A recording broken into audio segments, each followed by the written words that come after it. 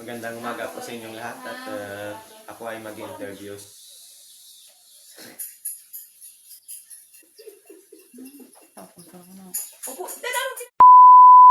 Magandang umaga po sa inyong lahat at ako ay mag-interview tungkol sa pag-aaral sa sariling pamayanan batay sa prinsipyo ng subsidiarity at solidarity.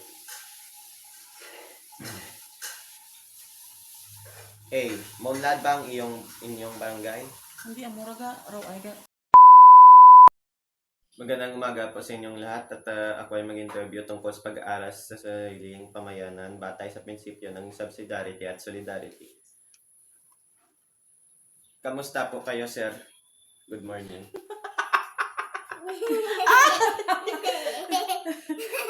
Papa! Kasama ko ngayon dito ay si... Kasama ko ngayon ay ang aking papa na Kasama ko ngayon dito ay si... ay si Papa Jimmy Jr. Ganun Ay, lang. kamusta po kayo, sir? Ganon. So, meron pa po mga katanungan. Ganon. Magandang umaga po sa inyong lahat at ako ay mag-interview tungkol sa pag-aaral sa sariling pamayanan batay sa prinsipyo ng subsidiarity at solidarity. Ang aking kasama ngayon ay si... Si Papa! Inunahan ka lang. Si Papa! Si Papa! Magandang umaga po sa inyo lahat at ako ay mag-interview tungkol sa pag-aaral sa sariling pamayanan batay sa prinsipyo ng subsidiarity at solidarity. Kasama ko po ngayon si Sir Jim at interviewin ko siya. May ilang mga katanungan na akong ipapasagot sa inyo. Munlad ba ang iyong barangay?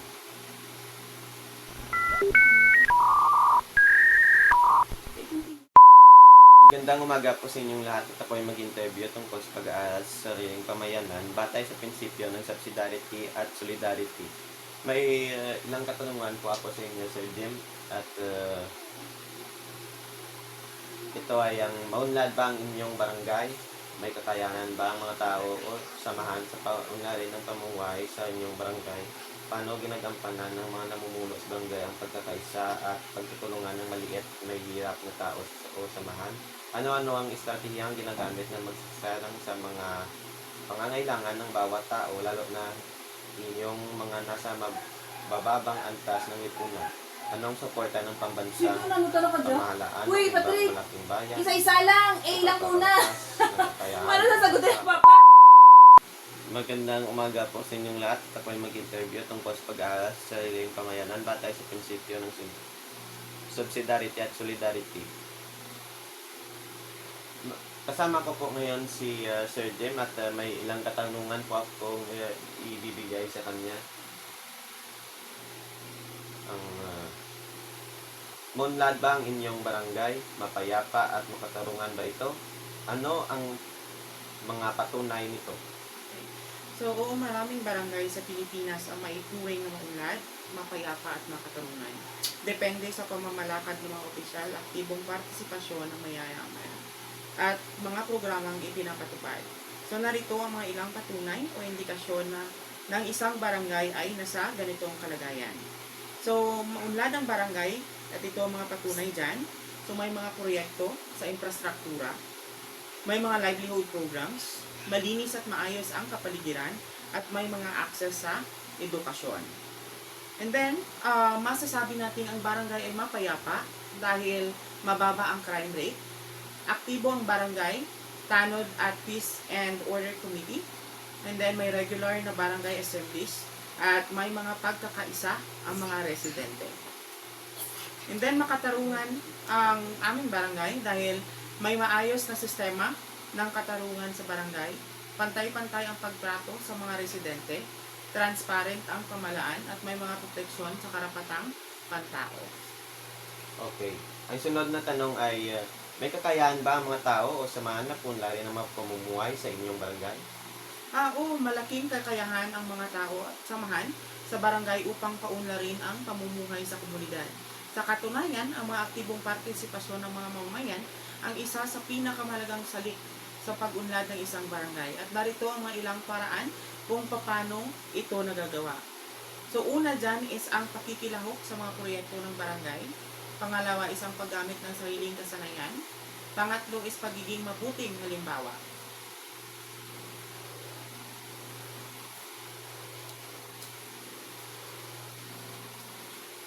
And then, ang kakayahan ng mga samahan sa organisasyon or NGOs at civic groups, youth organization, and then women's group at senior citizens association. Nandun din ang religious groups.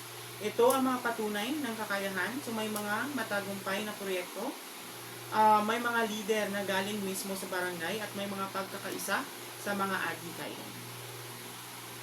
Okay. Paano ginagampanan mga namumuno sa barangay ang pagkakaisa at pagtutulungan sa maliit at mahihirap na tao o samahan?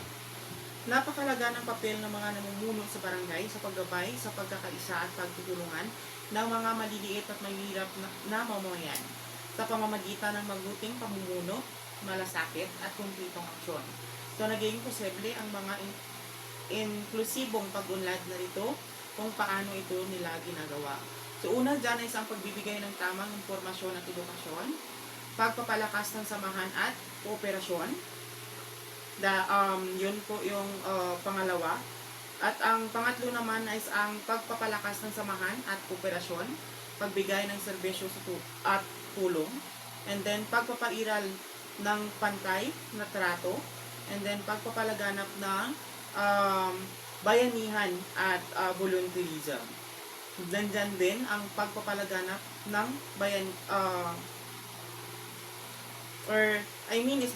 ito ang mga bunga at gabay. So, pagkakaisa ng komunidad, pagtaas ng tiwala sa pamalaan at pagunlad ng kabuhayan. Okay. Ano-ano ang estratehiyang ginagamit sa pagsasaalang-alang sa mga pangangailangan ng bawat tao, lalo na yung mga nasa mababang antas ng lipunan? So, napakalaga ng mga estratehiya sa barangay upang matugunan ang mga pangangailangan sa bawat mamamayan, lalo na ang mga nasa mababang antas ng lipunan. Ang mga epektibong hakbang na ito ay nakatuon sa pagkapantay-pantay, inklusibong serbisyo at aktibong partisipasyon ng komunidad. So, ito ang mga estratehiyang ginagamit sa barangay. So, una dyan is ang pagkikilala sa pangangailangan sa pamagitan ng profiling.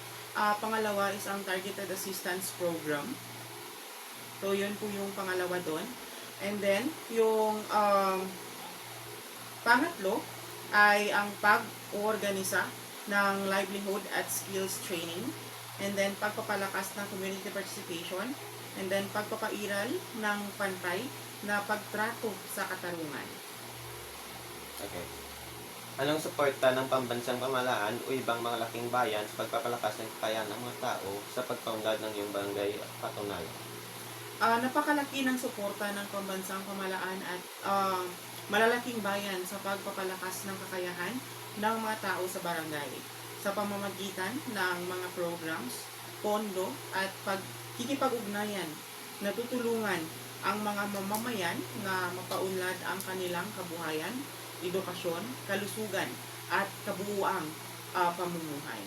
So, ang mga sumusuporta mula sa pambansang pamahalaan, una na dyan is ang Pantawid Pamilyang Pilipino Program, o ang tinatawag nating 4Ps, at saka Test the Skills Training. Okay, ngayon magbibigay ng mga patunay na ang iyong barangay ay sinusunod o hindi sinusunod ang prinsipyo ng subsidiarity o at solidarity. So, napakalagang masuri kung ang mga barangay ay sumusunod sa prinsipyo ng subsidiarity at solidarity. So, dahil ito ang nagpapakita kung paano ginagamitan ng pamahalaan at mamamayan ang kanilang tungkulin sa pag-unlad ng mga komunidad. So, narito ang mga patunay na maaaring mapakita kung paano, kung ang barangay ba ay sumusunod o hindi sumusunod sa prinsipyo nito. So, una dyan is ang may sariling desisyon ang barangay. So, yun po yung pinakauna na nagpapatunay na sinusunod ang solidarity.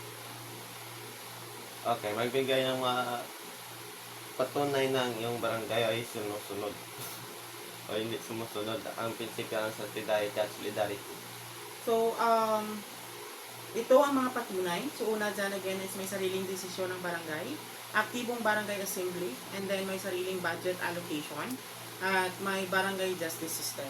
So, ito naman ang patunay na hindi sinusunod. Una dyan is laging umaasa sa national government, and then walang constitutional or konsultasyon sa mga mamamayan, at hindi gumagawa ang barangay ng justice system. Okay. Maraming salamat po sa pag-interview sa inyo. At iyon lang po ang interview namin. Maraming salamat.